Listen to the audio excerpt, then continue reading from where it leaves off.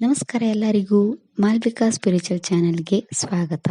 ಇಂದು ರಥಸಪ್ತಮಿ ಕುರಿತು ಸೂರ್ಯನ ಆದಿತ್ಯ ಹೃದಯ ಸ್ತೋತ್ರದ ಬಗ್ಗೆ ತಿಳಿಯೋಣ. ಭಗವಂತ ಶ್ರೀರಾಮ ಸೂರ್ಯದೇವರನ್ನು ಇದೇ ಸ್ತೋತ್ರದಿಂದ ಆರಾಧಿಸಿದರು. ನಾವು ಈ ವಿಡಿಯೋದಲ್ಲಿ ಈ ಸ್ತೋತ್ರ ಯಾವಾಗ, ಎಲ್ಲಿ ಹೇಳಿದ್ರು, ಸ್ತೋತ್ರದ ಉಚ್ಚಾರಣೆ, ಅದರ ಅರ್ಥ ಮತ್ತು ಯಾವಾಗ ಪಠಿಸಬೇಕು ಅಂತ ತಿಳಿಯೋಣ. ಮೊದಲನೇದಾಗಿ ಸ್ತೋತ್ರದ ಕಥೆಯ ಬಗ್ಗೆ ತಿಳಿಯೋಣ.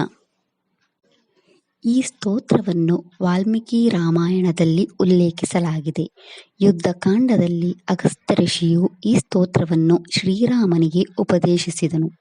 ಅವರು ಸೂರ್ಯನ ಬ್ರಹ್ಮಾಂಡದ ಮಹತ್ವವನ್ನು ಈ ಸ್ತೋತ್ರದಲ್ಲಿ ವಿವರಿಸಿದ್ದಾರೆ.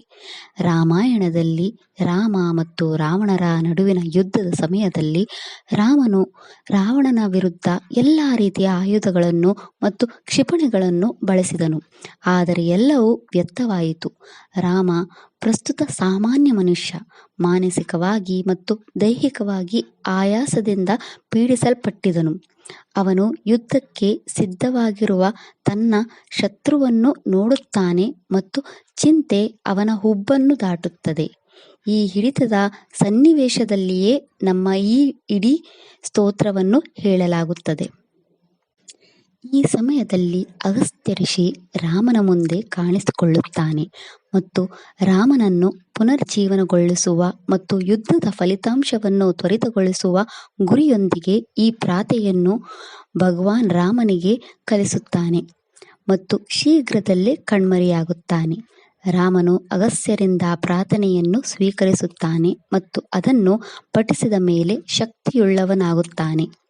ಅವನು ತನ್ನ ಬೀಲನ್ನು ಎತ್ತಿ ಅಂತಿಮ ಮುಖಾಮುಖಿಗೆ ಸಿದ್ಧನಾಗುತ್ತಾನೆ. ಈ ಶಕ್ತಿಶಾಲಿ ಸ್ತೋತ್ರವು ಭಗವಾನ್ ರಾಮನಿಗೆ ಶಕ್ತಿಯನ್ನು ನೀಡಿತು ಮತ್ತು ಅವನು ಅಂತಿಮವಾಗಿ ಯುದ್ಧವನ್ನು ಗೆದ್ದನು. ಈ ಸ್ತೋತ್ರದ ಪ್ರಕಾರ ನಮ್ಮ ಜೀವನವೂ ಒಂದು ಯುದ್ಧದಂತಿದೆ.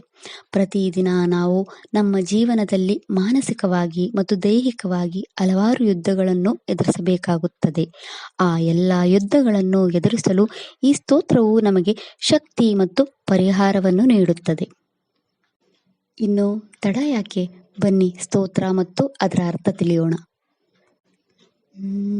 ತಥೋ ಯುದ್ಧ ಪರಿಶ್ರಂತಂ ಸಮರೇ ಚಿಂತಯಾ ಸ್ಥಿತಂ ರಾವಣಂ ಚಕ್ರತೋ ದೃಷ್ಟ್ವಾ ಯುದ್ಧಯಾ ಸಮುಪಾಶಿತಂ ದೈವತೈಶ್ಚೋ ಸಮಾಗಮ್ಯ ದ್ರಷ್ಟುಮಭ್ಯಾಗತೋ ರಣಂ ಉಪಗಮ್ಯ ಬ್ರವೀದ್ ರಾಮಂ ಅಗಸ್ತ್ಯೋ ಭಗವಾನ್ ಋಷಿಃ. ರಾಮ ರಾಮ ಮಹಾಬಾಹೋ ಶೃಣು ಗುಹ್ಯಂ ಸನಾತನಂ ಯೇನ ಸರ್ವಾ ನರೇನ್ ವತ್ಸ ಸಮರೇ ವಿಜಯಿಷ್ಯಸಿ ಆದಿತ್ಯ ಹೃದಯಂ ಪುಣ್ಯಂ ಸರ್ವಶತ್ರು ವಿನಾಶನಂ ಜಯಾವಹಂ ಜಪೇ ನಿತ್ಯಂ ಅಕ್ಷಯಂ ಪರಮಂ ಶಿವಂ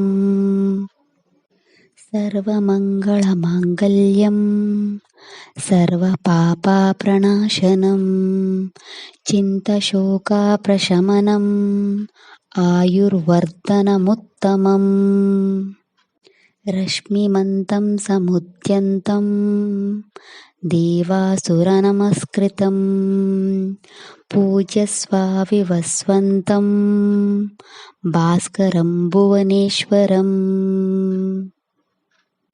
ಸರ್ವದೇವಾತ್ಮಕ ಈಶಾ ತೇಜಸ್ವಿ ರಶ್ಮಿಭಾವನಃ ಈಶದೇವಾಸುರಗಣನ್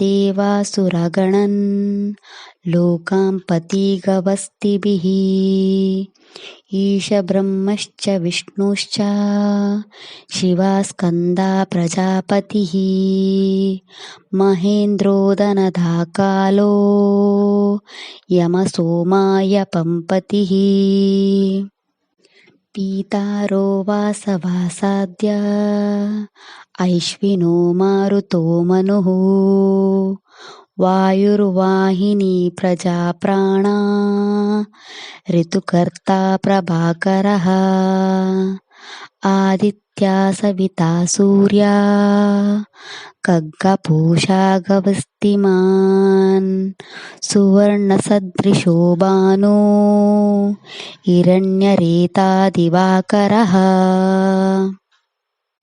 हरिदाश्वसहस्रार्ची सप्तसप्तिर्मरीचिमान् तिमिरोन्मथनाशम्भू त्वष्टमार्तण्ड अंशुमान् हिरण्यगर्भाशिशिरा स्थापनो भास्करो रविः अग्निगर्भोऽदितिपुत्रः शङ्खशिशिरनाशनः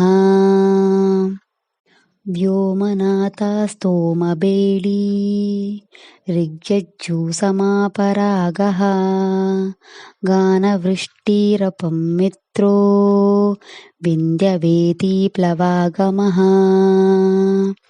अतापि मण्डले मृत्यो पिङ्गला सर्वतापनः कविर्विश्वो महातेजा रक्तसर्वाभवोद्भवः नक्षत्रग्रहताराणाम् अधिपो विश्वभावनः तेजसांपि तेजस्वी द्वादशात्मान्नमोऽस्तु ते नमो पूर्वाय गिराय पश्चिमायाद्रये नमः ज्योतिर्गणनम्पतये दीनाधिपतये नमः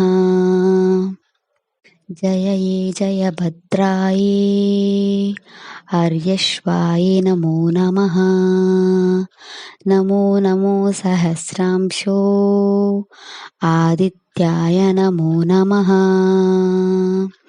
नमो उग्राय वीराय सारंगाय नमो नमः नमो पद्मप्रबोधाय प्रचण्डाय नमो नमः ब्रह्मेशान अच्युतेशाय सूर्याय आदित्यवर्चसे भास्वते सर्वभक्षाय रौद्राय वापुषे नमः तमोघ्नाय हिमोघ्नाय शत्रुघ्नाय मितात्मने कृतघ्नाय देवाय ज्योतिषंपतये नमः तप्तचामीकराभाय हरये विश्वकर्मणे नमस्तमोभिनिघ्नाय रुचये लोकसक्षिणे नाशायात्येष वैभूतं तमेवासृजति प्रभुः पायत्येष तप्त्येष वर्षत्येष गभस्तिभिः ईश सुप्तेषु जागर्ति भूतेषु परिनिष्ठितः ईश एवाग्निहोत्रञ्चो फलं चैवाग्निहोत्रिणां वेदश्च क्रतवश्चैव क्रतूनं फलमेव च यानि कृत्यानि लोकेषु सर्वेषु परमो प्रभहो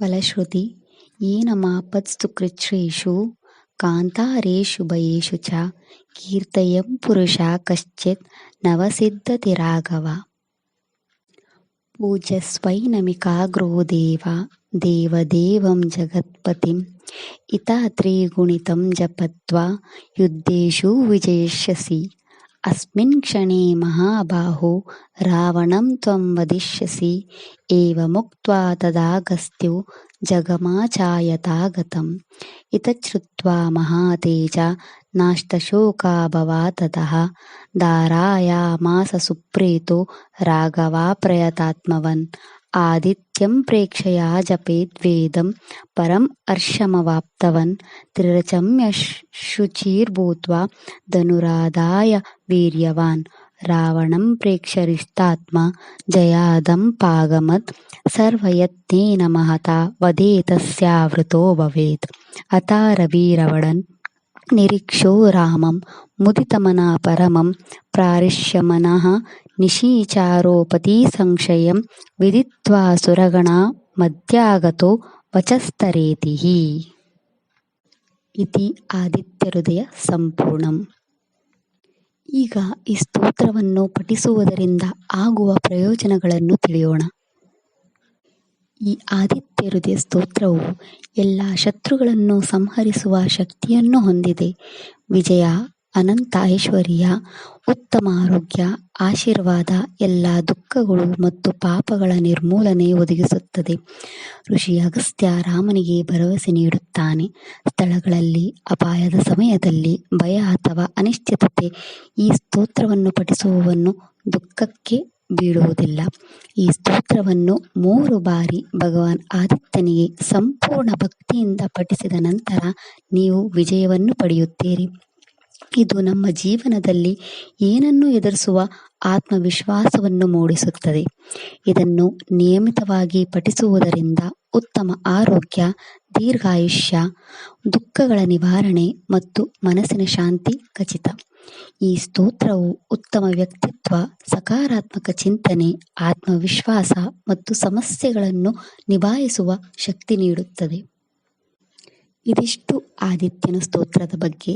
ಈ ಸ್ತೋತ್ರವನ್ನು ಪ್ರತಿ ಭಾನುವಾರ ಸಂಕ್ರಮಣ ರಥಸಪ್ತಮಿ ಅಂದು ಪಠಿಸಿ. ವಿಡಿಯೋ ಇಷ್ಟ ಆದರೆ ಲೈಕ್ ಮಾಡಿ, ಫ್ಯಾಮಿಲಿ ಮೆಂಬರ್ಸ್ಗೆ ಶೇರ್ ಮಾಡಿ, ಚಾನಲ್ ಸಪೋರ್ಟ್ ಮಾಡೋಕ್ಕೆ ಸಬ್ಸ್ಕ್ರೈಬ್ ಮಾಡಿ. ಧನ್ಯವಾದಗಳು.